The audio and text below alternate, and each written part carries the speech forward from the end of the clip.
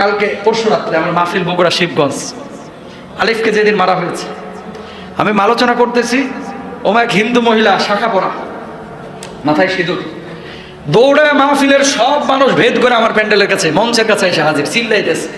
তো হিন্দুদের বিপক্ষে কিছু কথা বলেছি, কারণ ওই যে আলিফে মারছে ইসকনের বিপক্ষে বলাটা আমার ইমান, এখন জান থাকুক বা না থাকুক, এটা যদি না বলি আল্লাহর আদালতে আমার দাঁড়াইতে হবে। ঠিক ভাই, আমি এই ইমান লালন করি না, যে ইমানে সাদাকে সাদা বলতে পারবো না, কালোকে কালো বলতে পারবো না।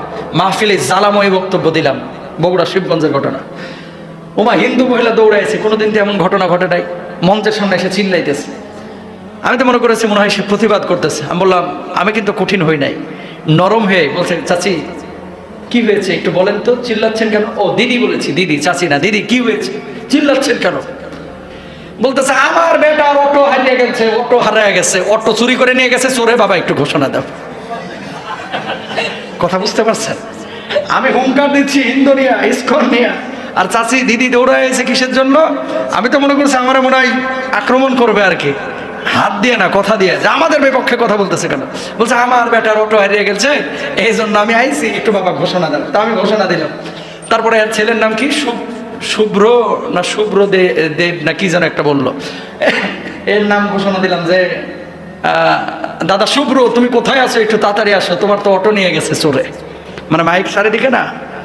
দেখেন, তোদের প্রতি যদি আমাদের আক্রমণ হিংসা থাকতো, এত বড় সাহস যেখানে মুসলিম মহিলারা মাহফিল চলাকালে বক্তার সামনে আসা তো দূরের কথা, ও চান্দি কিন্তু স্বেচ্ছাসেবকের উপরে ফাটায় দেয়। কথা কন না কেন? হাজার হাজার মানুষ ভেদ করে সিঁদুর পরা শাখা পরা মহিলা হুজুর বক্তা পর্যন্ত এসে গেছে। এদেশে একটাই প্রমাণ নেন, এরকম হাজার হাজার প্রমাণ আছে। এদেশে হাজার হাজার প্রমাণ আছে যে হিন্দু খ্রিস্টানদেরকে আমরা আমাদের বুকের পাশে জায়গা দিয়েছি।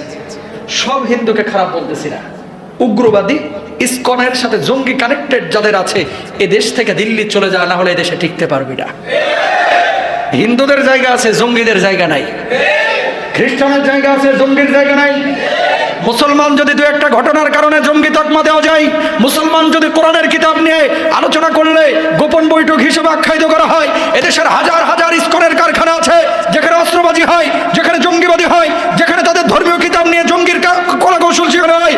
এই সমস্ত ইসকনের আদালতগুলোকে, ইসকনের দরবারগুলোকে, ইসকনের খানকাগুলোকে বাংলার জমিন থেকে মিশিয়ে দিতে হবে। ঠিক করে আমরা চাই এদেশের মধ্যে ভালোভাবে যারা থাকে ওই সমস্ত হিন্দু খ্রিস্টান থাকুক, জঙ্গিবাদী খ্রিস্টান ইহুদি হিন্দুদের জায়গায় বাংলার জমিনে হবে না।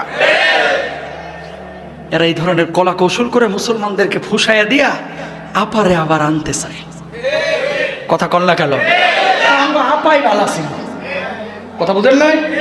সূক্ষ্ম ষড়যন্ত্র চলছে, এই ষড়যন্ত্রের পা দেওয়া যাবে। ও মুসলমান, এতদিন ছিল স্বাধীনতার প্রশ্ন, এখন এসেছে ইমানের প্রশ্ন। ঠিক করা অখণ্ড ভারত তারা এই দেশের মধ্যে দেশটারে আবার নিতে চায়। ওদের আবার বিরোধী দলীয় একজন নেতা কয় চিকিৎসা নিতে আসবি না, আমরা কিন্তু ভিসা দেব না, তোরা গরুর মুখ দিয়ে চিকিৎসা কর, তোকে চিকিৎসা আমার দরকার নাই। ঠিক না? যাবো না তোর ভারতে, কি হয়েছে বেটা? ভারতে না গেলে কি আমরা বাইছে? আমরা যাবো আমেরিকা, লন্ডনে। ঠিক না? কয় আমরা ভিসা দেবো না, ভিসা বন্ধ করে দেবো। কি হয়েছে? ভিসা বন্ধ কর, তোর কলকাতার মানুষ না খেয়ে দেবো। কলকাতার মানুষকে খারাপ বলতেছি না, কিছু পাগল ছাগল নিয়ে কথা বলতেছি। কোথায় কোথায় ভিসা বন্ধ, ভিসা বন্ধ হুমকি দেয়, কোথায় কোথায়।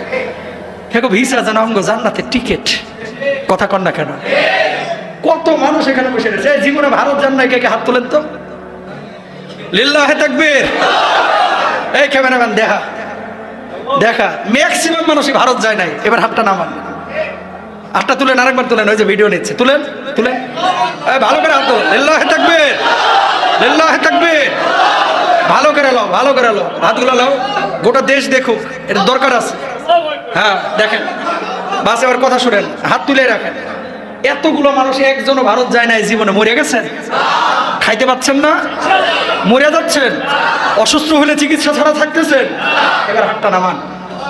ও মুসলমান এবং মিডিয়ার ভাইরা, আপনারা তাকায় দেখেন, অধিকাংশ মানুষ জীবনে ভারত যায় নাই, এই মানুষগুলো বেঁচে আছে, টিকে আছে। তোরা ভিসা বন্ধ করলেও আমাদের কিচ্ছু আসে যায় না, ঈমান নিয়ে থাকবো, বাংলার জমিনে থাকবো। আল্লাহ তাআলা বুঝদান করুক। আরো জোরে বলেন। কষ্ট হচ্ছে না তো? যদি কষ্ট হয় জানতে হবে এই গ্রুপের কথা। কন কষ্ট নেওয়া যাবে না, ইমানের দায়িত্ব। আল্লাহ বুঝদান করুন। আল্লাহ তাআলা বলেছেন হিন্দু খ্রিস্টানদের সাথে বন্ধুত্ব করো না। ভালো আচরণ করা আর মাখামাখি বন্ধুত্ব করা দুইটা কিন্তু দুই জিনিস। হিন্দুর সাথে সুন্দর আচরণ করবেন, কিন্তু জানের দোস্ত, আরে বাবারে বাবা, গরুর গোশ রান্না করছে বন্ধু ছাড়া হাত ঢুকতেছে না, একটু ভালো রান্না করছে দাওয়াত না দিয়ে চলতেছে না, এরকম হবে না। ভালো আচরণ করবেন, গলায় গলায় বন্ধুত্ব করা যাবে না, ইনশাল্লাহ বলেন। এরপর আসেন সামাজিক যোগাযোগ মাধ্যমে হয়রানি 6 নাম্বার। 7 নাম্বার, কৃত্রিমভাবে ধর্মীয় দাঙ্গা লাগানোর পায়তারা করে এই বদমাইশগুলো। ভাই আমরা দাঙ্গা চাই না, আমরা চাই হিন্দু বৌদ্ধ খ্রিস্টান সবাই একসাথে থাকবো। আমার দেশের মাদ্রাসার ছাত্ররা মন্দির পাহারা দেয়, তুমি আমাকে মারো কেন? তুমি আমার মুসলমানের গায়ে হাত তুলো কেন? চিন্ময় প্রভুকে আদালতে নেওয়া হয়েছে এই জন্য তোমার এত ক্ষোভ? চিন্ময় প্রভু কি জান্নাতি মানুষ নাকি? সে কোনো অপরাধ করতে পারে না? পারে কি পারে না? মুসলমান অনেক পার্লামেন্ট মেম্বার আজকে জেলের মধ্যে আছে, কই তাদের দলীয় লিডাররা যায় তো আদালতে হামলা করলো না? তোমার চিন্ময় প্রভু তাকে আঘাত, এই আদালত নিয়েছে, মামলা দেওয়া হয়েছে, তদন্ত করে তোমরা জামিনে বাইর করে নিয়ে আসো। কেন তুমি তাদেরকে ওই জায়গাতে আঘাত করতে গেলা, প্রতিবাদ করতে গেলা, আদালতের উপর হামলে পড়লা, কেন আইনজীবীকে হত্যা করলা? তার মানে তুমি বুঝাইতে চাও তোমার দাদা বাবুরা ওপারে আছে, তুমি কোনো আইনের তোয়াক্কা করো না। বাংলাদেশের আইনকে বুড়া আঙ্গুলে দেখাইলা, আদালতকে বুড়া আঙ্গুলে দেখাইলা, বুড়া আঙ্গুলে তোমরা দেখাইলে, কেনা আঙ্গুলে আমরাও দেখাইতে পারি। ঠিক না ভাইরা আমার? তোমরা দেখাইবে এটা, আমরা দেখাবো এটা, ঠিক না? সুতরাং প্রিয় ভাইরা আমার, সোচ্চার হইতে হবে। ইসকনকে জায়গা দেওয়া যাবে না এই দেশের মধ্যে, কোন জঙ্গিবাদের আশ্রয় দেশের মধ্যে হবে না, ঠিক না? আল্লাহ তাআলা ওদেরকে হেদায়েত দান করুন, হেদায়েত না থাকলে ধ্বংস করে দেয়। আরো জোরে বলেন। দাঙ্গা লাগানোর পায়তারা যদি কোনো মুসলমান করে, আমরা তাদেরকেও ছাড় দেব না। দাঙ্গা লাগানো যাবে না, দাঙ্গা খারাপ জিনিস। মানুষ মারা যায়, লুটেরা ফায়দা পায়। কথা বুঝতে পেরেছেন? কিছু কিছু মানুষ আছে আরেকজনের রক্তের উপর দিয়ে ক্ষমতায় আসতে চায়, হাজার হাজার মানুষ মেরে ফেলবে, তারপরে পাছা থেকে চেয়ার সরাবে না। আছে না নাই? এই শয়তানগুলো এটাও চায় হিন্দু মুসলমানের দাঙ্গা বাঁধাইয়া, দাদা বাবুদের দেশের সেনাবাহিনী ঢুকাইয়া তারপরে আবার ওনারা ফিরে আসবে। এই খায়সার দেখো না, দেখো না, এটা শেষ, সাবজেক্ট শেষ। ক্ষমতায় আসলে প্রপার ওয়েতে আসো, চোরা গুপ্তা হামলা করিয়া দাঙ্গা বাঁধা ক্ষমতার আশা করা যাবে না, ঠিক না? ইসলাম মুমিন ইমানের প্রশ্নে আমরা আপোষহীন, কারণ এই জীবনে দাম ততক্ষণ আছে ইমান যতক্ষণ কলিজার মধ্যে আছে। আল্লাহ যেন ইমান যখন চলে যাবে তার আগে যেন আমাদের দুনিয়া থেকে নিয়ে চলে যায়, ঠিক না? যদি কখনো ইমান থেকে আমরা দূরে সরে যাই, তার আগে যেন ইমান থাকা অবস্থায় যেন আমরা নিয়ে যাই, ইনশাআল্লাহ বলেন। প্রিয় ভাইরা আমার, তাহলে এই ইসকনের সাথে আমাদের কোনো সম্পর্ক নেই।